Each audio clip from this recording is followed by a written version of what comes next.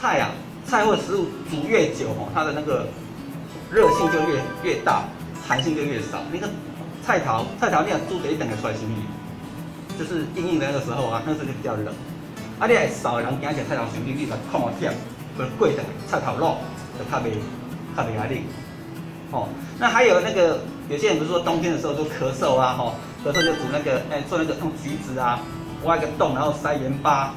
去烤来吃都可以治疗咳嗽，有没有？而且我们来讲，这种感冒吼，其实你讲就弄个洞啊，戳盐巴进去去烤。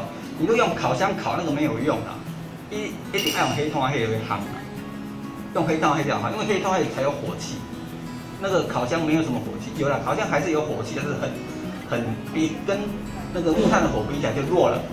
所以你为什么要用黑炭黑夯？你干嘛冷？就是很冷。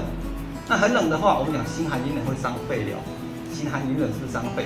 所以你感冒被来治疗咳嗽，你一定要让它的寒性去掉，所以你一定要用热的东西、燥热的东西才能够去掉它的寒性嘛。